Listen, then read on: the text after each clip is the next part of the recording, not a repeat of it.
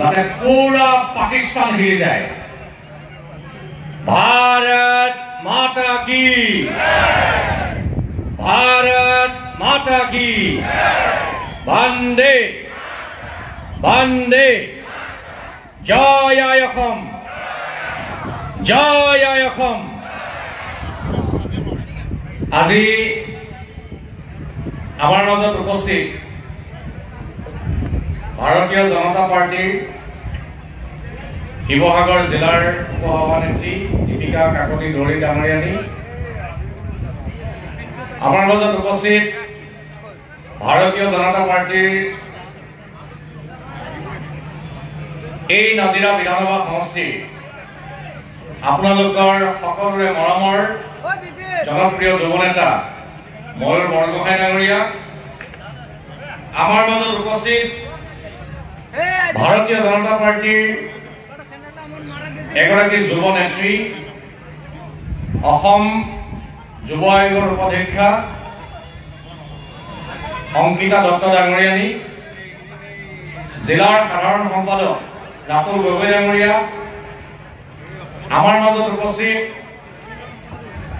নাজিৰা পৌৰসভাৰ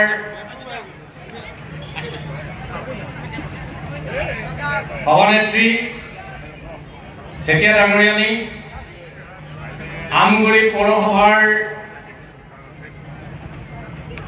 সভানেত্ৰী নেওগ ডাঙৰীয়ানীৰ লগতে শিমলুগুৰি পৌৰসভাৰ সভানেত্ৰী মেছ ডাঙৰীয়ানী, লগতে আমাৰ মাজত উপস্থিত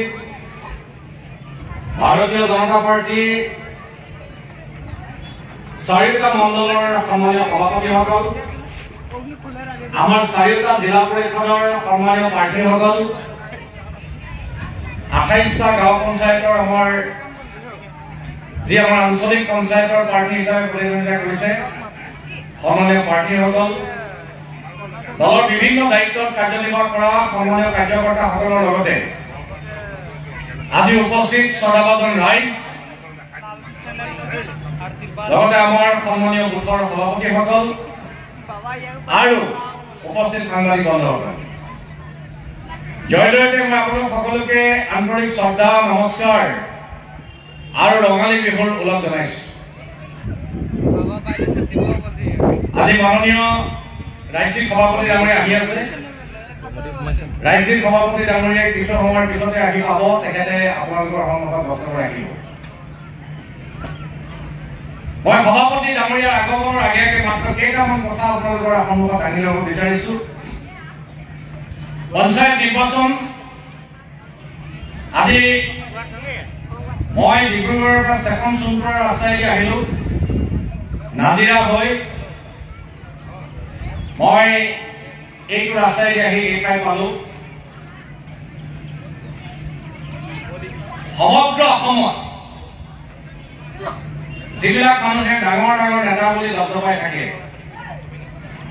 যিবিলাক নেতা কংগ্ৰেছ দলৰ ডাঙৰ ডাঙৰ নেতা বুলি জনা যায়, আজি তেখেতসকলৰ যিটো পঞ্চায়ত নিৰ্বাচনৰ যিটো পাৰফৰ্মেন্স, এইটো একেবাৰে ভিন্ন। আচলতে কংগ্ৰেছ দলটোৱে পঞ্চায়ত ইলেকশ্যনটো শিৱসাগৰ জিলাত 4,000-5,000 মানুহৰ লৈ এটা পঞ্চায়ত হৈছে, ডিব্ৰুগড় জিলাত 6,000-7,000 মানুহৰ পঞ্চায়ত হৈছে, আৰু কৰিমগঞ্জ, এফালে ধুবুৰী, বৰপেটা জিলাত, গোৱালপাৰা জিলাত 18,000-20,000 পৰা 35,000 জনসংখ্যা লৈ পঞ্চায়ত হৈছে। গতিকে পঞ্চায়ত নিৰ্বাচনটো বন্ধ কৰিব লাগে আৰু পপুলেশ্যন সমানে ভগাই নিৰ্বাচনটো পাতিব লাগে। গুৱাহাটী উচ্চ ন্যায়ালয়ে তেওঁলোকৰ আবেদনখন খাৰিজ কৰিলে। কংগ্ৰেছ দলটোৱে আচলতে নিৰ্বাচনটো প্ৰতিদ্বন্দ্বিতা কৰিলে তেওঁলোকে হাৰিব কথাও জানে, আৰু হাৰিম বুলি গম পাই তেওঁলোকে আচলতে নিৰ্বাচনটো কেনেকে বন্ধ কৰিব পাৰি তাৰ কৌশল হিচাপে এই হাইকোৰ্টলৈ কেছখন দিলে। কেছখন দিয়াৰ লগে আমি ডিচেম্বৰ ইলেকশ্যন পাতিবলগীয়া আছিলে, কোৰ্টৰ কেছ থকাৰ কাৰণে পাতিব পৰা নাই। তাৰপিছত আহিলে হায়াৰ ছেকেণ্ডেৰী পৰীক্ষা, মেট্ৰিক পৰীক্ষা, এতিয়া পৰীক্ষা শেষ হলত আমি নিৰ্বাচন পাতিছো। আৰু আজি আচলতে এনেকুৱা বতৰ, অলপ গৰমো হৈছে, বৰষুণো হৈছে, আমাৰ প্ৰাৰ্থীসকলেও কষ্ট পাইছে, ৰাইজেও কষ্ট পাইছে। তাৰ কাৰণে দায়ী কংগ্ৰেছ। আপোনালোকৰ মনত আছে যোৱা লোকসভা নিৰ্বাচনৰ সময়ত আমি 5খন ফৰ্ম ফিল আপ কৰিছিলো। আমাৰ দলৰ ফালৰ পৰা এটা সমীক্ষা চলোৱা হৈছিল যে আমাৰ মেট্ৰিক পাছ কৰি থকা, হাই ছেকেণ্ডেৰী পাছ কৰা, কলেজত এডমিশ্যন ল'বলগীয়া ছোৱালীবিলাক, তেওঁলোকক আমি এখন ফৰ্ম দিছিলো। তাৰপিছত আমি অৰুণোদয় পাবৰ কাৰণে যিহেতু যোগ্য, আমি তেখেতসকলক এখন ফৰ্ম দিছিলো। তাৰপিছতে অসমৰ মাননীয় মুখ্যমন্ত্ৰী ডাঙৰীয়াই যেনেধৰণে আমি দলে প্ৰতিশ্ৰুতি দিছিলো, যেনেধৰণে আমি দলে সমীক্ষা চলাই ৰাইজৰ পৰা আমি তথ্যখিনি সংগ্ৰহ কৰিছিলো, ঠিক তেনেকৈ মুখ্যমন্ত্ৰী ডাঙৰীয়াই নিযুত মইনা আঁচনিৰ ছোৱালীবিলাকৰ একাউণ্টে একাউণ্টে পইচাটো দি দিলে। অৰুণোদয় আঁচনিৰ লিষ্টখন মলি গ'ল। এইফালে আমাৰ গাঁৱৰ নামঘৰতে 1.5 লাখ টকা পালে। তাৰপিছত ৰাস্তাৰ লিষ্টখন ইতিমধ্যে বনি গৈছে। কংগ্ৰেছৰ মানুহবিলাক যেতিয়া ৰাইজৰ মাজলৈ গৈছে, তেওঁলোকেতো ইলেকশ্যনৰ সময়ত এই ফৰ্মখন দিলে, ফৰ্মখন মিছা, এইবিলাক টুপি পিন্ধাইছে, এনেধৰণে কৈছিলে নহয়। এতিয়া ৰাইজে তেওঁলোকক কৈছে যে তোমালোকে কোৱা কাৰণে আমি ফৰ্ম ফিল আপ নকৰিলো আৰু তাৰ কাৰণে আমাৰ অৰুণোদয় লিষ্টত নামটো আহিলে। কংগ্ৰেছৰ পৰা যিকেইজনে ইলেকশ্যন খেলিম বুলি ভাবি আছিলে তেওঁলোকক ব্ৰেক কৰিবলগীয়া হ'ল, কাৰণ ৰাইজে বেয়া পাইছে। ৰাইজে বেয়া পোৱা কাম এটা অলৰেডি আমি কৰিলো। গতিকে কংগ্ৰেছ দলটোৱে এই কথাখিনি জানে যে তেখেতসকলে এতিয়া ৰাইজৰ মাজত নাই, ৰাইজৰ মাজত মিছা কথাবিলাক কৈ তেখেতসকলে ভুৱা প্ৰতিশ্ৰুতি কিছুমানেৰে যেতিয়া তেওঁলোকে ৰাজনীতি কৰি আছিলে, সেই ৰাজনীতি কৰাৰ যুগটো যে এতিয়া নাই, কথাটো বুজি পাইছে। আৰু সেইকাৰণে গোটেই অসমত 37খন জিলা পৰিষদৰ আসনত কংগ্ৰেছ দলে কেণ্ডিডেটে দিব নোৱাৰে। তাত বিজেপি মিত্ৰজোঁট বিনা প্ৰতিদ্বন্দ্বিতাৰে জড়িত হৈছে। 295খন আঞ্চলিক পঞ্চায়তৰ আসনত তেখেতসকলে কেণ্ডিডেট দিব নোৱাৰে। 295খন আসন, তাৰমানে 295টা পঞ্চায়তত কংগ্ৰেছ দলৰ পৰা ইলেকশ্যন খেলিবলৈ মানুহে নাই। ৱাৰ্ড মেম্বাৰৰ হিচাপখিনি মই নকওঁৱেই। ৱাৰ্ড মেম্বাৰৰ যদি হিচাপখিনি কওঁ তেতিয়াহ'লে আমাৰ প্ৰায় 350খন গাঁও পঞ্চায়ত আমি বিনা প্ৰতিদ্বন্দ্বিতাৰে ইতিমধ্যে নিৰ্বাচিত হৈছে। ৱাৰ্ড মেম্বাৰ যিহেতু নেকি নিৰ্দলীয়, গতিকে মই কথাটো কোৱা নাই। গতিকে আজি ৰাইজে এটা কথা চাওক, কংগ্ৰেছ দলটোৱে আজি যিমানে কৈ থাকিলেও তেখেতসকলক ৰাইজে বিশ্বাস নকৰে।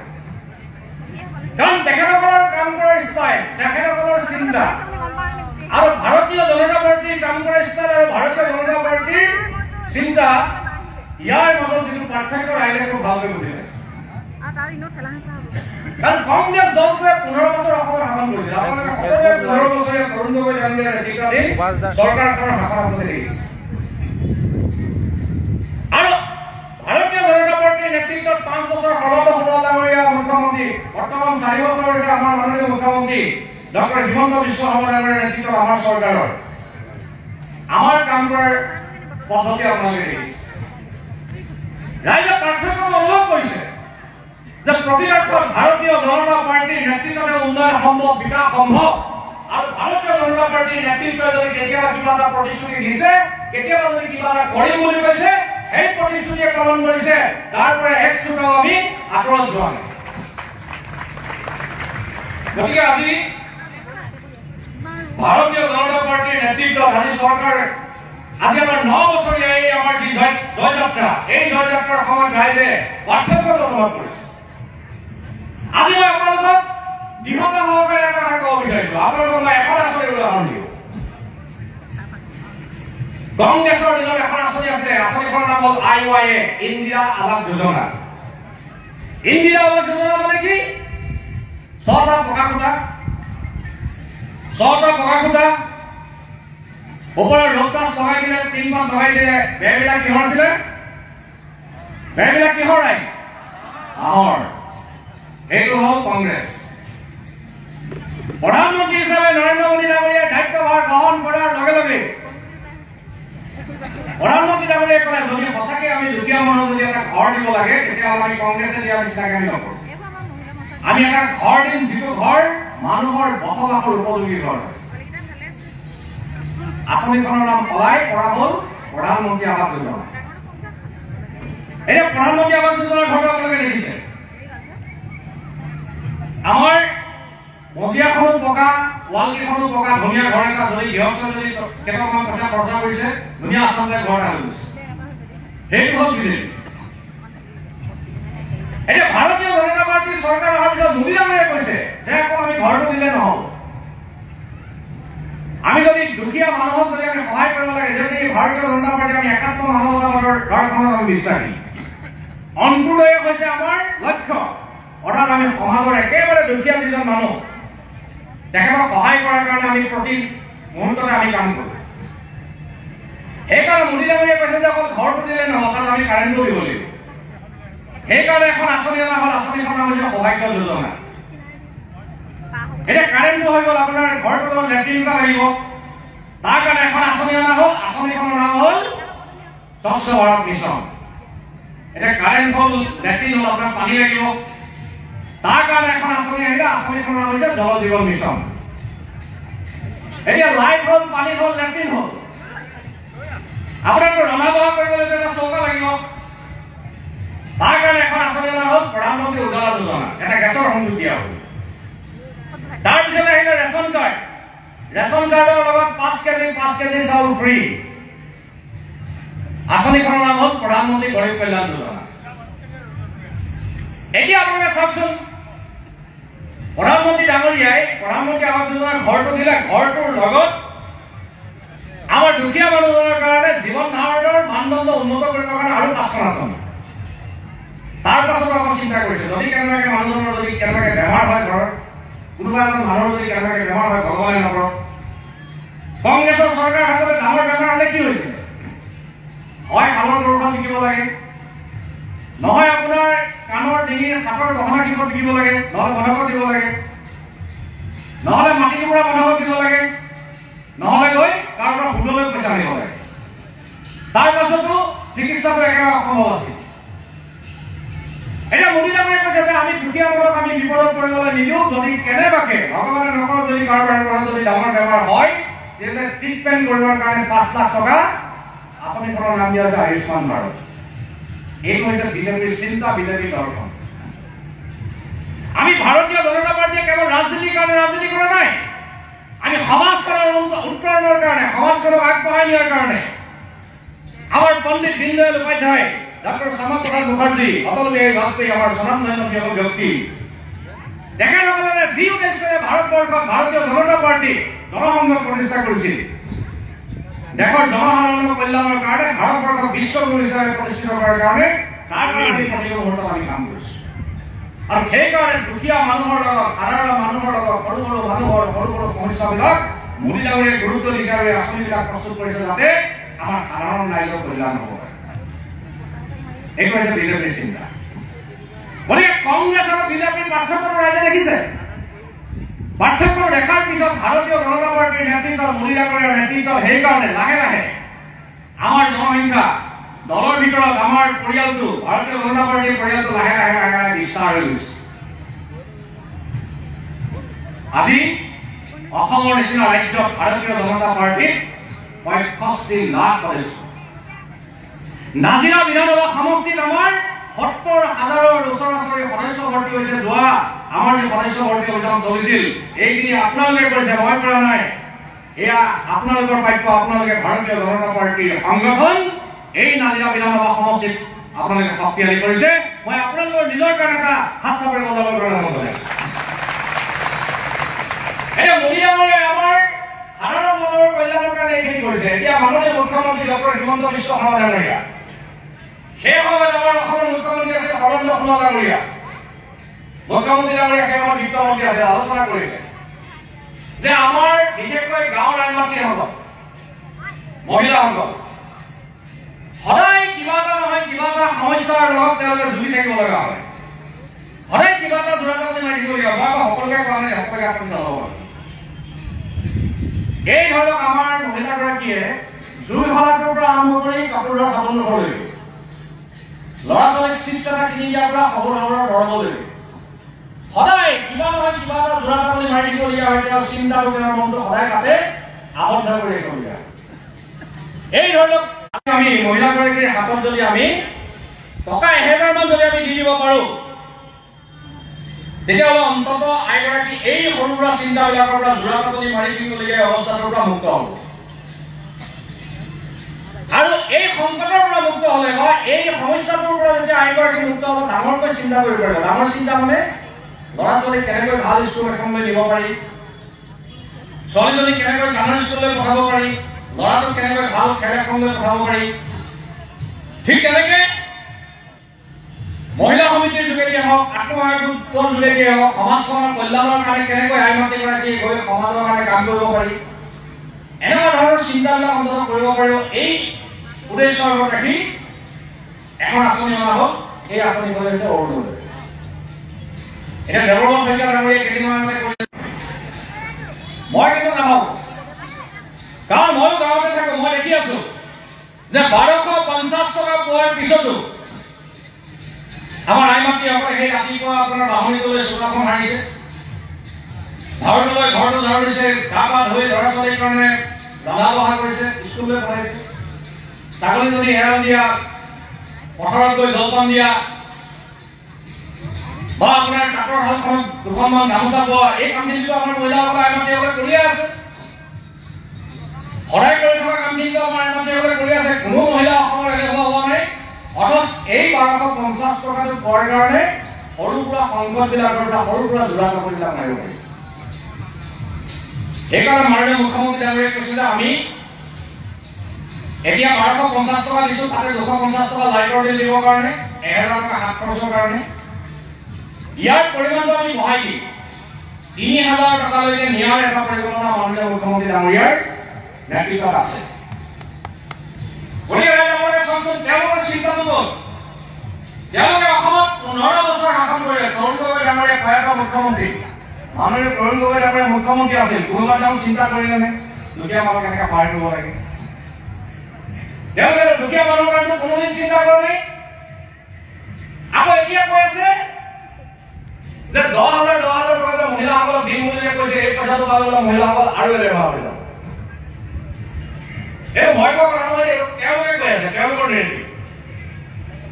মই সেইদিনাখন নাজিৰা বিধায়কজনকে কোনোবা এটা টিভি চেনেলত কোৱা শুনিলো, কৈছে যে 10,000 টকা দিছে আৰু চৰকাৰে কৈছে লাখ কোটি দিব। আৰে বাবা, তুমি বুজিয়ে নোপোৱা।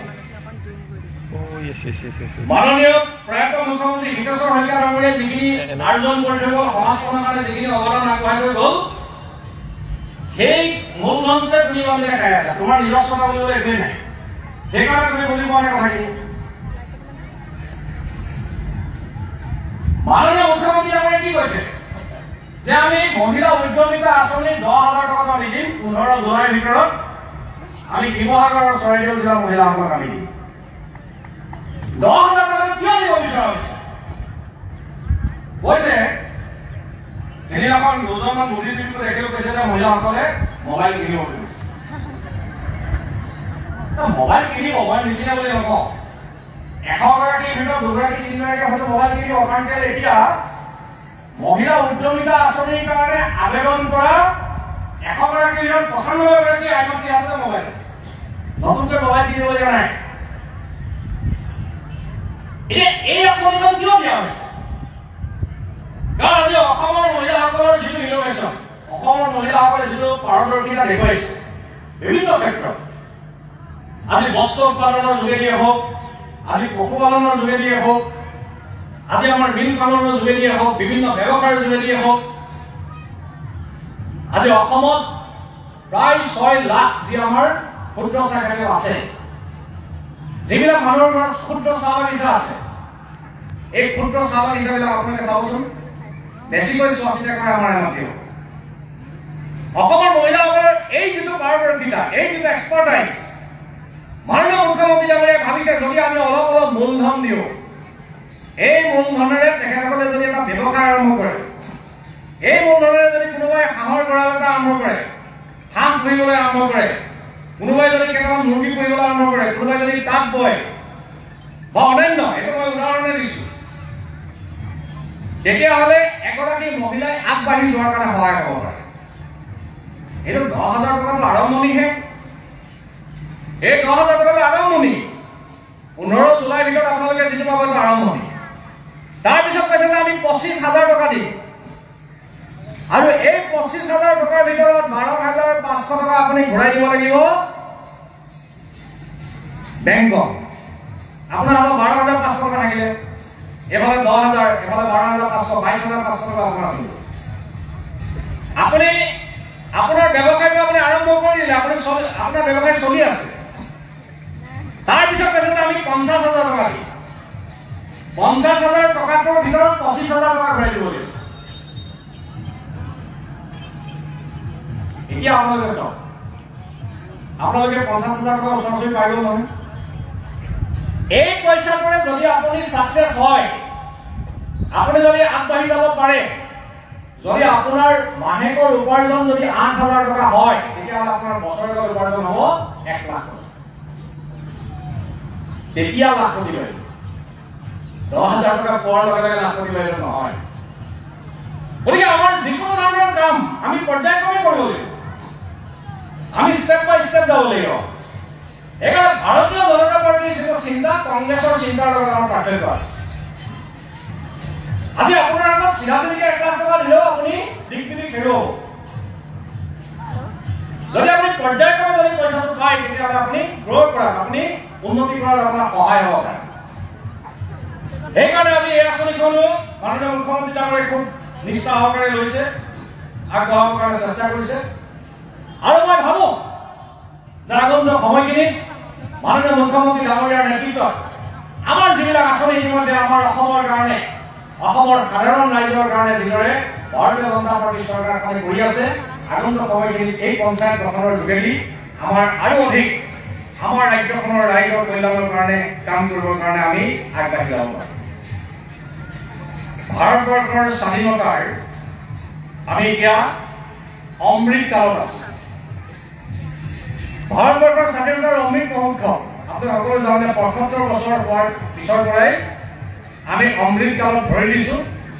আৰু দেশৰ প্ৰধানমন্ত্ৰী নৰেন্দ্ৰ মোদী ডাঙৰীয়াই কৈছে যে 2048 চনত যেতিয়া ভাৰতবৰ্ষ স্বাধীনতাৰ 100 বছৰ হ'ব, তেতিয়া ভাৰতবৰ্ষ বিশ্বৰ ভিতৰতে এখন শক্তিশালী ৰাষ্ট্ৰ হিচাপে আমি আমাৰ ৰাষ্ট্ৰখনক আমি গঢ়ি তুলিব লাগিব। আৰু মাননীয় প্ৰধানমন্ত্ৰী ডাঙৰীয়াই সেই লক্ষ্যৰে আজি আমাৰ দেশখনক আগুৱাই নিয়াৰ কাৰণে যিখিনি কাম কৰিছে, যিখিনি পৰিকল্পনা কৰিছে, সেই পৰিকল্পনাৰ অংশস্বৰূপে অসমৰ মাননীয় মুখ্যমন্ত্ৰী ডাঙৰীয়াই অসমৰ সমাজ জীৱনক আগুৱাই লৈ যোৱাৰ কাৰণে প্ৰতিটো মুহূৰ্তত কাম কৰিছে। যিদৰে আজি মাননীয় প্ৰধানমন্ত্ৰী কৰিবৰ কাৰণে কিছুমান বস্তু দৰকাৰ, এই ধৰক নাও এটা লাগিলে, দৈ এখন লাগিলে, মৈ এখন লাগিলে, কোৰ লাগিলে, জবকা লাগিলে, অলপ গুটি লাগিব, অলপ সাৰ লাগিব, অলপ কীটনাশক লাগিব, কিনিবৰ কাৰণে অকণ পইচা লাগিব। সেইকাৰণে 3টা ছিজনত 2000 কৈ 6,000 টকা PM কিষাণ আঁচনি দিয়াৰ কাৰণে মাননীয় প্ৰধানমন্ত্ৰী ডাঙৰীয়াই সিদ্ধান্ত ললে। আজি আপোনালোকে চাওক যে দুখীয়া মানুহৰ কথা কোনে ভাবিছে, দুখীয়া মানুহৰ কাৰণে কোনে কাম কৰিছে। কোনোবা দিনাখন কংগ্ৰেছৰ চৰকাৰে ভাবিলে যে চাহ বাগিচাৰ খেলপথাৰৰ মাজত মালতী ৰাঙৰ নামত এটা ৰংগমঞ্চ বনাই দিব লাগে, এটা জগন্নাথ মণ্ডপ নিৰ্মাণ কৰিব লাগে, কোনোবাই ভাবিলে নে? কংগ্ৰেছৰ নেতাসকলে কোনোবাই চিন্তা কৰিলে যে দয়াল দাস পানিকৰ দৰে মহান ব্যক্তিৰ নামত এটা বৃত্তি আৰম্ভ কৰিব লাগে, যাৰ যোগেদি চাহ বাগিচাৰ যুৱকসকলে স্বাৱলম্বী হ'বৰ কাৰণে চৰকাৰৰ পৰা